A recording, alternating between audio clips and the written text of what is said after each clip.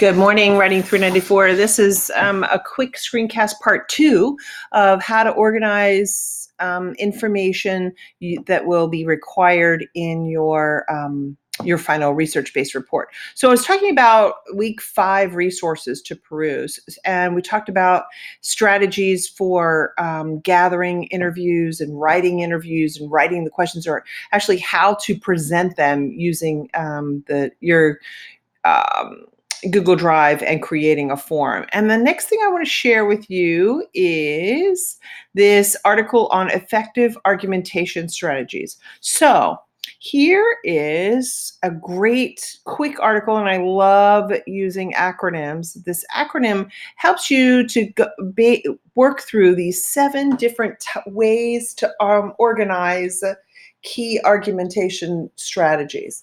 So when you're trying to present your information in a persuasive fashion, but you're using data and facts, that makes it a little more difficult, because you're not trying to just simply through emotion and enthusiasm sway someone's opinion. You need to show raw data to be able to support that.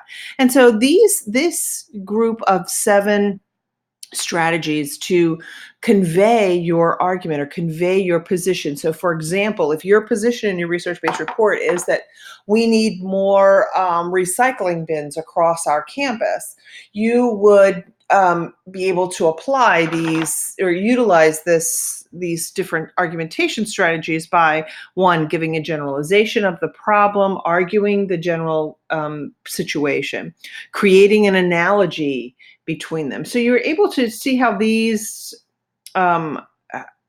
strategies allow you, when used individually, they're not as effective as using them together to create a much more powerful argument that is rooted in data. That's the whole impetus behind this particular resource, is to allow you to use combined strategies of argumentation that use data as their primary information gathering. So that is some information about using those. That I highly recommend that article. Of course, you're going to read all of them, I know.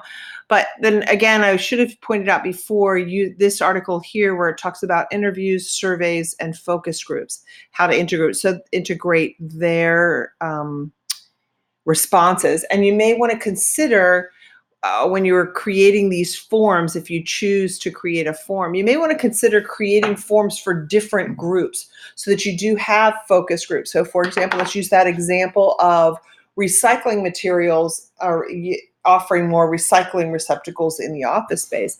You have different areas of your office building that might need different types of recycling centers. So if you have a boardroom, or one floor that's just conference rooms, the types of receptacles needed on that floor may differ from a floor that is the general entrance and or exit, and may differ then again from the researcher, maybe a lab floor. So those individual floors, or the people who utilize those, you might want to create a separate form of survey or questionnaire for those individuals in those areas.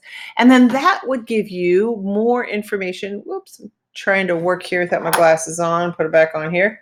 That would give you a greater data to be able to use these strategies for each of those groups. So again, the more that you can combine information and combine strategies, the more effective and powerful your argument through data will be. So I hope that that's helpful as you begin to compile your information to present your research-based report.